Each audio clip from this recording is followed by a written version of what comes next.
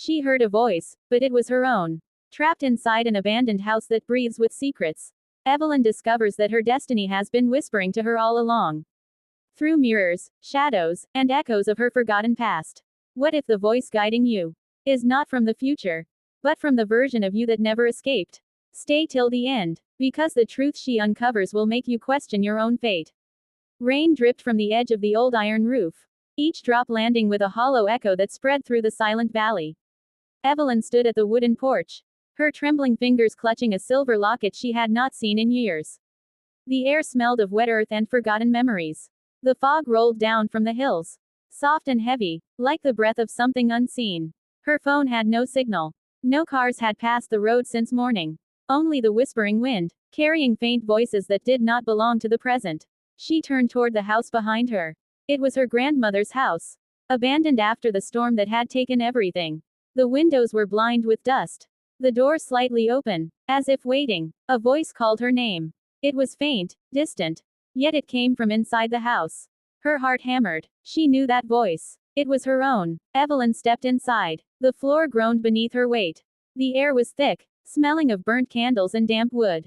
Her reflection in the cracked mirror moved a heartbeat slower than her. It blinked when she did not. The locket in her hand warmed suddenly, as if touched by invisible fingers. She opened it. Inside was a photograph. A girl in a white dress, standing at the same porch, smiling. The same locket hung around her neck. The girl's eyes in the photograph began to shimmer, as if alive. Then the voice came again, clearer this time. Evelyn, it is not time yet. The photograph trembled in her hands. The walls around her pulsed like a heartbeat. Shadows lengthened, stretching across the floor toward her feet.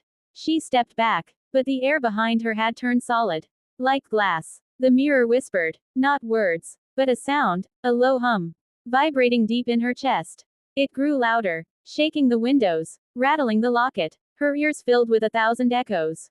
The sound of her own voice speaking from somewhere beyond the walls. Do you hear it? The voice asked. It is the voice that shapes destiny. Evelyn dropped the locket. It hit the floor, and the sound did not stop. It multiplied. Every corner of the room began to speak in her tone. Every whisper repeating her thoughts before she could think them. The house breathed with her. Each inhale and exhale became the rhythm of the place. The mirror rippled like water.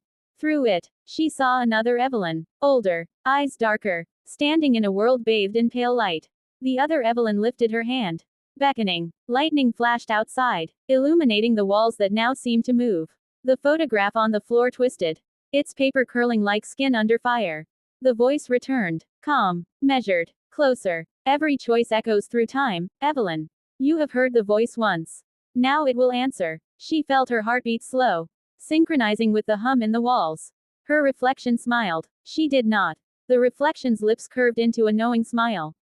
Slow and deliberate, as if it had waited centuries for this single moment. Do you understand now? It whispered, its tone softer than breath, yet heavy enough to press against Evelyn's chest. Evelyn could not move. Her limbs felt distant, as though her body had been submerged in cold water. Her reflection tilted its head, studying her with a strange tenderness. Like a puppeteer admiring the strings it was about to pull. Outside, the rain had stopped. The silence that followed was unbearable. A silence that hummed, alive, dense. The locket on the floor flickered with faint blue light. The glow pulsed in rhythm with the reflection's eyes. And then, faintly, the whisper came again. Every destiny has a voice. Yours is louder than most. Evelyn stumbled backward. Her heel struck the edge of the table, sending a candle crashing to the floor. The flame did not go out. Instead, it spread, not like fire, but like liquid light, flowing across the floorboards, tracing symbols that shimmered and vanished before she could read them. She turned toward the door. But it was gone. Only the wall remained, smooth. Impossible. Her pulse thudded painfully in her throat. The voice spoke again, closer now. Right beside her ear. You ran once before, it said. This time, you must listen. Evelyn spun around. There was no one behind her. Only her reflection, still in the mirror, watching. I do not understand, she whispered. Her voice cracked like glass. What do you want from me? The reflection stepped forward, no longer bound to the mirror's surface. Its body emerged through the glass like smoke thickening into shape. Evelyn backed away, her breath sharp and uneven. The other Evelyn looked identical. Same face, same trembling hands, but her eyes held the weight of something ancient. Something that had seen too much. I am what you left behind, she said. The echo that remained when you walked away from your path. My path. Evelyn's voice shook. I do not even know what that means. The second Evelyn reached out a hand. Every choice you made sang to the world, she said. Every lie you told, every promise you broke, every truth you buried, it all had sound. And the world listened. The floor trembled beneath them. A low vibration filled the air, rising from the wooden beams, from the bones of the house itself. Evelyn clutched her chest. Her heartbeat began to echo outside her body, thudding through the walls, mirrored by the hum that surrounded her. The voice, the true one, the one that had followed her for years in dreams and half memories, spoke now through the reflection. You were chosen long before you were born, it said. Every soul is given a voice in destiny's song. Yours was meant to guide others. But you silenced it. Evelyn's breath caught. Memories surfaced, quick and sharp. Her childhood. The night she refused to follow her grandmother into the woods.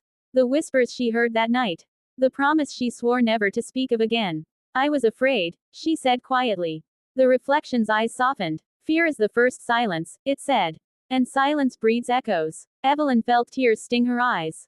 I did not know what would happen. You were not meant to know, said the reflection. You were meant to listen. The walls flickered with symbols again. Lines of glowing light dancing like veins of fire through the wood. The air shimmered, and Evelyn suddenly felt as if she stood between two worlds. One real, one remembered. Through the haze, she saw figures.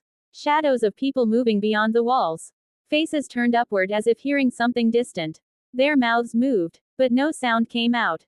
Who are they? She asked. Those who lost their voices, said her double. The ones who ignored destiny when it called. They wander, forever listening, hoping to hear their names again. Evelyn stepped forward, drawn to them by a pull she could not resist. The closer she came, the more the air shimmered, and the louder the hum became. It was beautiful and terrifying, like the sound of the earth breathing. Suddenly, the other Evelyn grabbed her wrist. Her touch burned, sending a shock through every nerve in Evelyn's arm. Do not go to them, she warned. If you do, you will become one of them. Your voice will fade until only echoes remain. Then what must I do? Evelyn gasped. The reflection smiled faintly. You must speak the truth you buried. The one that destiny has been waiting to hear. Evelyn shook her head. I do not remember. You do, said the reflection. You have always known. The hum grew into a roar. The light around them bent, pulling inward toward Evelyn's chest. The symbols on the floor burned brighter, forming a circle beneath her feet. Her heart pounded, and suddenly she heard it. Her own voice, younger, crying out from the depths of memory. I heard it that night, the voice said. The voice that said my name. The one that told me someone had to stay behind. Evelyn fell to her knees. I left her, she whispered. I left my grandmother in the storm. The reflection knelt beside her. And she stayed. She became the guardian of this voice. She waited for you to return and finish what she began. Evelyn lifted her gaze. Through the swirling light, she saw her grandmother's silhouette appear. Fragile, yet radiant, standing in the doorway that was no longer there. Her grandmother smiled. You have always been meant to hear, Evelyn, she said softly. And now, you must speak. The storm outside had returned.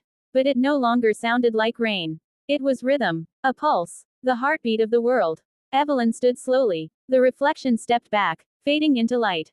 The circle beneath her feet glowed brighter. Her throat ached, as if holding back years of silence. She took a deep breath. And for the first time, she spoke. Her words were not words at all. They were sound, pure, harmonic, vibrating through every wall, every particle of air, every memory that had ever existed. The house shook. The shadows froze. The figures behind the walls turned toward her. The voice of destiny had been found again. The reflection smiled one last time, then dissolved into mist. The locket rose from the floor, hovering in front of Evelyn's chest. It opened by itself, revealing the photograph once more. But this time, the girl in the picture was gone. Only light remained. And as Evelyn watched, the house, the storm, and even the ground beneath her, began to dissolve into that same radiant glow. The hum softened, the whispers quieted, and in the stillness, Evelyn finally heard what destiny had been trying to say all along. The light around Evelyn softened, glowing like dawn spilling through mist. The storm had quieted to a distant hum, as if the world itself had taken a deep breath and finally exhaled.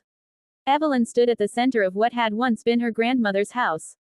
Now nothing more than air and memory. The walls that had whispered to her for years were gone. Their echoes turned into silence. A silence not of fear, but of peace. The locket floated before her, its light dimming until it was only a faint ember. Evelyn reached out and caught it gently. It was warm, alive with the rhythm of her heartbeat. Her grandmother's voice lingered in the air, faint yet unmistakable. "You have done what many could not," she said softly. "You listened. And you spoke. Destiny does not command, it answers." Evelyn closed her eyes. Memories flooded through her. The lost days, the haunting dreams, the feeling of something calling to her from beyond the edge of reason.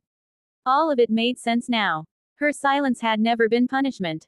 It had been preparation. When she opened her eyes, the world was different. The valley below shimmered in gold. The rain had become sunlight. And the wind carried no voices. Only music. A melody she somehow knew by heart. She stepped forward. And with each step, the earth beneath her feet solidified. The fog lifted, revealing the path that led down toward the old bridge by the river. For the first time in years, she felt no fear of where it might lead. The voice spoke one final time. This time not from the air, not from the mirror, but from within her. "Every soul leaves a sound behind," it said. "Yours will guide those who have forgotten their way." Evelyn smiled. She pressed the locket to her heart. And the faint hum of destiny pulsed once more, steady, eternal. She looked back at the place that had once held her captive in echoes. Now it stood quiet and still, a monument to what had been restored. Then she turned toward the light. Her steps unhurried, her eyes calm, her voice whispering into the wind. Not in fear, not in confusion, but in acceptance. The melody of her words rose, joining the unseen chorus that moved across the valley. And somewhere, far away, the world listened, and answered.